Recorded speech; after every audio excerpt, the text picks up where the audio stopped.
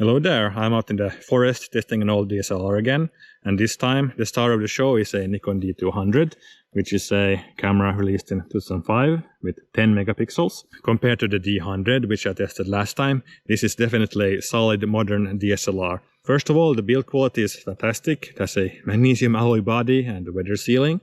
When it comes to usability, it is really great because, well, the features can be controlled with buttons and switches from on the outside of the camera. You don't have to dig through menus to change your settings. And what more, it is really fast and responsive. It doesn't have the slow writing and reading times as a D100. Basically, it has everything you need in a DSLR, except for maybe live view, but do you really need that in a DSLR? Well, maybe. It depends on what you're doing, of course. Yeah, but other than that, it is really solid. And this battery grip is an optional one which you can attach. It's not like the D2 series, which has like the permanently attached battery grips. Yeah, I do like having the extra grip. It does make it easier to use, even though the camera body becomes a bit bigger. And this camera does not have the, well, film relics like the D100. Here you have the properly sized APS-C mirror and not the full size like on the D100. So this is nice. And the shutter sound is actually,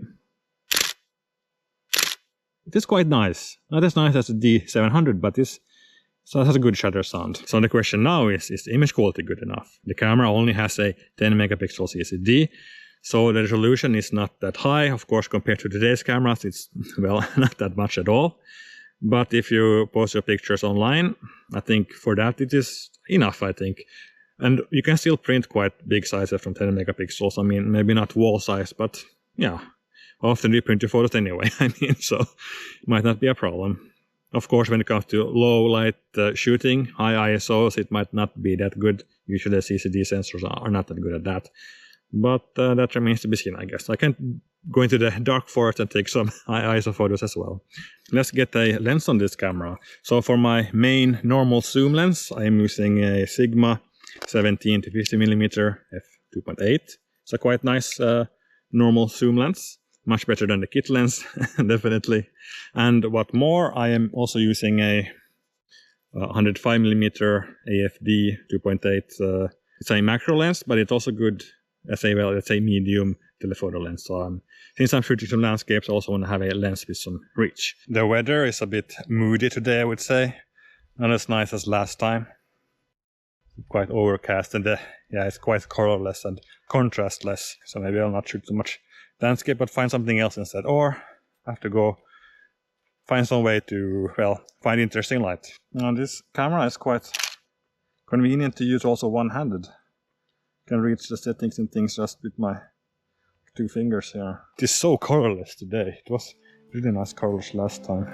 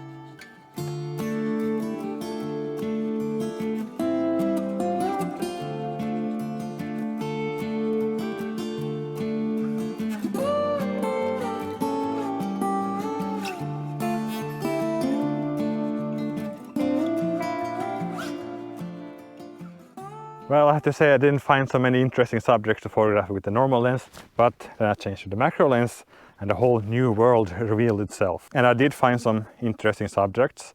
Also hope the photos turn out well. I'm quite a noob when it comes to macro photography. I haven't really shot that much in nature before, so it will be interesting to see the photos. I have reached the higher place, but I don't know if it helps so much. Light is still kind of flat, although you can see the sun is shining like over there far in the distance. There are even some, let's say, God rays there, but I cannot really work it into a composition that easily. It is very peaceful though, indeed very relaxing, so even if I don't get any photos, it's totally worth walking around here with the camera. Yeah, time to end the vlog now. Found one last scene, taking photos of. Yes, I know I've taken a lot of photos of these rocks before, but it's a nice place and a good opportunity to test the camera also, because then I can compare a little bit to other cameras I've used.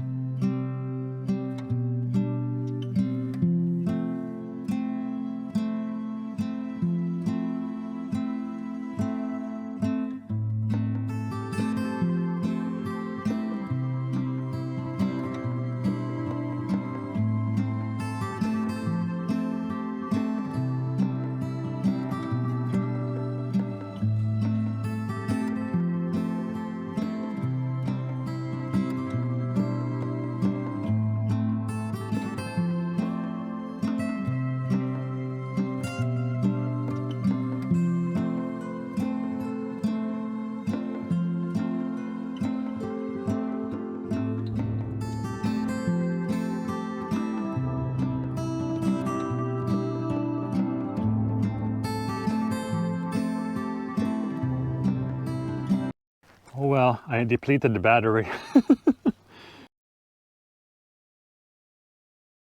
Some thoughts about the image quality. Well, I would say that the image quality of the D200 is good. Sure, it's only 10 megapixels, but it's good 10 megapixels. So yeah, so unless you need like high resolution camera or video mode, I would definitely recommend this camera, because it's a pleasure to take pictures with. It's a really good layout and yeah, very responsive also. I did run out of battery power, but it's because I used the original battery from a Nikon D200, so after about 100 shots or so, it gave up. I should probably invest in a new one. The thing I did not test so much is the high ISO performance, but I don't know, we're still in the summer, so maybe I can save that for a test in the autumn. Or I could just go and take some pictures here in the dark forest, and yeah, it could also serve as an example. Well, in any case, thanks for watching and see you in my next video. Bye!